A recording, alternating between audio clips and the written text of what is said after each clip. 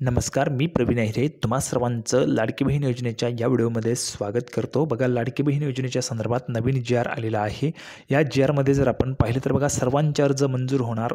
परत नवीन बदल झालेला आहे. मोठी खुशखबर महिलांसाठी असणार आहे. संपूर्ण जी आर आपण ह्यामध्ये पाहणार आहोत. सर्वांनी लगेचच व्हिडिओला लाईक करून टाका आणि चॅनलला पण सबस्क्राईब करून घ्या. तर बघा, लाडकी बहीण योजनेच्या संदर्भातचा नवीन जी आर जो आहे तो अतिशय महत्त्वाचा आहे. लाडकी बहीण योजनेची जी काही व्याप्ती आहे ती वाढवण्यासंदर्भात, त्याचबरोबर लाडकी बहीण योजनेमध्ये जी काही योग्य ते बदल करण्यासंदर्भाचा हा अतिशय महत्त्वाचा जी आर असणार आहे. तर जी आरची जी काही संपूर्ण माहिती आहे ती आपण या ठिकाणी पाहूया.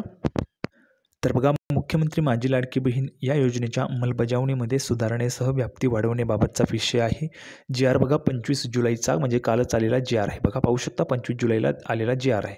आता जी आरमधील अतिशय महत्त्वाचे जे काही निर्णय आहेत ते आपण या ठिकाणी पाहू शकता. बघा, जर आपण पाहिलं तर संदर्भ या ठिकाणी 6 आपल्याला देण्यात आलेले आहेत. म्हणजेच वेळोवेळी जे काही बदल झालेले असतील त्याची माहिती या ठिकाणी आपल्याला पाहायला मिळते. आता बघा, या ठिकाणी काय निर्णय झालेला आहे. शासन निर्णय: मुख्यमंत्री माझी लाडकी बहीण या योजनेच्या अंमलबजावणी प्रभावीपणे व सुलभरित्या होण्यासाठी खालीलप्रमाणे मान्यता देण्यात येत आहे. मान्यता देण्यात आली आहे. बघा, सदर योजनेअंतर्गत गठीत करण्यात आलेल्या तालुका वॉर्डस्तरीय अशासकीय सदस्यांची समितीऐवजी आता विधानसभा क्षेत्रनिहाय समिती जिल्हाधिकारी यांनी गठीत करावी.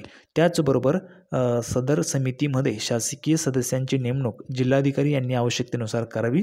तसेच सदर समितीमध्ये 3 अशासकीय सदस्य असतील. 3 जे सदस्य आहेत ते अशासकीय सदस्य असतील. ठीक आहे. त्यापैकी एक सदस्य अध्यक्ष राहतील. या 3 अशासकीय सदस्यांपैकी एक सदस्य जे ते त्या समितीचे अध्यक्ष असतील. ठीक आहे. सदर समितीच्या अध्यक्षांची व इतर 2 अशासकीय सदस्यांची निवड सदर जिल्ह्याच्या पालकमंत्री यांच्यामार्फत करण्यात येईल. सदर विधानसभा क्षेत्रनिहाय समितीस त्यांच्या क्षेत्रातील लाभार्थ्यांची यादी अंतिम करण्याचे अधिकार असतील. बघा, ही जी काही विधानसभा क्षेत्रनिहाय समिती स्थापन केली जाईल, म्हणजेच जे समिती असेल तर त्या समितीच्या ज्या काही लाभार्थी आहेत त्या लाभार्थ्यांची यादी अंतिम करण्याचे अधिकार या समितीला असणार आहेत. त्यामुळे ज्या काही महिला आहेत त्या महिलांना पात्र करणे किंवा अपात्र करणे या समितीच्या निर्णयावर त्या ठिकाणी अवलंबून असणार आहेत. त्याचमुळे मी त्या ठिकाणी लिहिलेलं आहे की तुमचे जे काही अर्ज आहेत ते पात्र होऊ शकतील. कारण ही जी काही समिती, ह्या समितीने जर त्या ठिकाणी ठरवलं की एवढे अर्ज आलेले आहेत ते व्यवस्थितरित्या आहेत, योजनेच्या अटीची पूर्तता करत आहेत, तर ते अर्ज पात्र करायचे, तर ते अर्ज त्या ठिकाणी लगेचच पात्र होऊन जातील. तर या संपूर्ण जे काही अधिकार आहेत ते या समितीला असणार आहेत.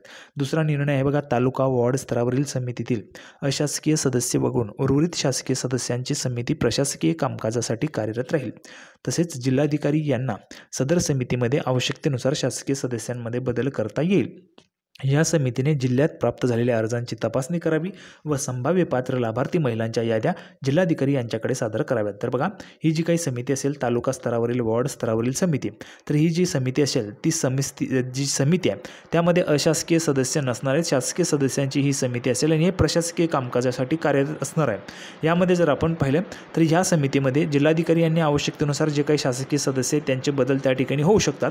परंतु या समितीने जिल्ह्यात प्राप्त झालेले जे काही अर्ज असतील तर त्या अर्जांची तपासणी करायची आहे, व्हेरिफिकेशन करायचे आहे आणि संभाव्य पात्र यादी जी असेल, तात्पुरती पात्र यादी जी आहे ती त्या ठिकाणी त्या समितीने जिल्हाधिकाऱ्यांकडे त्या ठिकाणी पाठवली जाईल आणि जिल्हाधिकाऱ्यांकडे ती यादी गेल्यानंतर त्रुटी पूर्तता अभावी अपात्र ठरलेल्या अर्जदार महिलांची यादी संबंधितांना त्रुटी पूर्ततेसाठी पाठवण्यात यावी. तर बघा, ही जी काही यादी असेल पात्र लाभार्थ्यांची ती त्या ठिकाणी जिल्हाधिकाऱ्यांकडे जाईल. जिल्हाधिकाऱ्यांकडे आलेली यादी ती विधानसभा क्षेत्रनिहाय त्या ठिकाणी जाईल आणि ते त्या ठिकाणी अंतिम करतील आणि ती यादी त्या ठिकाणी फायनल असेल. त्यानंतर ती जी काही यादी आहे ती पुढे पाठवली जाईल. बघा, जिल्हाधिकारी यांनी त्यांच्या जिल्ह्यातील तालुका वॉर्ड स्तरावरील प्राप्त झालेल्या महिला लाभार्थ्यांच्या पात्रता याद्यांचे विधानसभा क्षेत्रनिहाय वर्गीकरण करून संभाव्य पात्र लाभार्थी महिलांच्या याद्या अंतिम निर्णयासाठी विधानसभा क्षेत्रनिहाय समितीकडे मान्यतेसाठी सादर करण्यात याव्या. बघा, या ठिकाणी जी काही तालुका वॉर्डस्तरीय समिती असेल ती समिती संभाव्य याद्या तयार करेल, म्हणजे तात्पुरत्या याद्या तयार करेल. त्या याद्या जिल्हाधिकारी यांच्याकडे आल्यानंतर ते जिल्हाधिकारी जे असतील ते जिल्हाधिकारी विधानसभा क्षेत्रनिहाय जी समिती नेमलेली असेल त्या समितीकडे ते याद्या त्या ठिकाणी पाठवतील अंतिम मान्यतेसाठी किंवा अंतिम ठरवण्यासाठी. आणि अंतिम ते निर्णय झाल्यानंतर ते जे याद्या आहेत त्या ठिकाणी फायनल होतील. फायनल झाल्यानंतर त्या परत जिल्हाधिकारी यांच्याकडे येतील. जिल्हाधिकारी यांच्याकडे आल्यानंतर जिल्हाधिकारी जे आहेत ते पोर्टल असेल त्या पोर्टलवर ते त्या ठिकाणी पाठवतील. त्याचबरोबर ज्या याद्या असतील त्या याद्यांची एक प्रत त्या ठिकाणी आयुक्त महिला व बालविकास आयुक्तालय पुणे यांना देखील त्या ठिकाणी सादर करतील. बघा, जिल्हाधिकारी यांच्याकडून विधानसभा क्षेत्रनिहाय प्राप्त झालेल्या संभाव्य पात्र महिला लाभार्थ्यांची यादी विधानसभा क्षेत्रनिहाय समितीने अंतिम करावी. तदनंतर सदर अंतिम करण्यात आलेली यादी जिल्हाधिकारी यांच्याकडे परत येईल.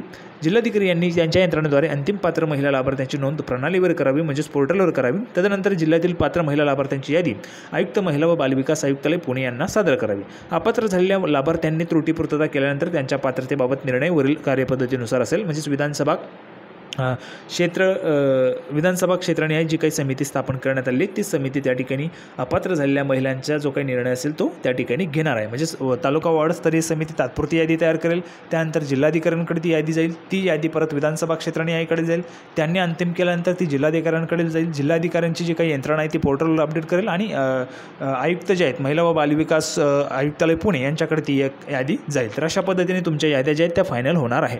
लवकरच हे जी काही प्रोसेस आहे ती त्या ठिकाणी होणार आहे. म्हणजे संपूर्ण जी काही प्रोसेस आहे कशा पद्धतीने याद्या ज्या आहेत त्या पात्र केल्या जातील अपात्र केल्या जातील त्या संदर्भाची संपूर्ण जी काही प्रोसेस आहे या GR मध्ये सांगण्यात आलेली आहे. तर अतिशय महत्त्वाचा GR या ठिकाणी होता. तुमच्या सर्वांच्या दृष्टीने या ठिकाणी लवकरच तुमच्या ज्या काही याद्या आहेत त्या बनवण्याचं काम आता या ठिकाणी सुरू होईल आणि याद्या तयार झाल्यानंतर लगेचच ज्या आहेत तुमच्या ग्रामपंचायत असेल अंगणवाडी असेल त्यामध्ये तुम्हाला पाहायला मिळणार आहे. जशा ज्या याद्या येतील तसेच तुम्हाला अपडेट आपल्या चॅनलच्या माध्यमातून दिली जाणार आहे. सर्वांनी लगेचच चॅनलला सबस्क्राईब करून घ्यायचं आहे. सर्व माता भगिनींनी लगेच चॅनलला सबस्क्राईब करून घ्या आणि हा व्हिडिओ पण लाईक करून टाका. अशाच पद्धतीचे नवीन अपडेट लाडकी बहीण योजनेचे घेऊन आपण पुन्हा एकदा भेटूया पुढच्या व्हिडिओमध्ये.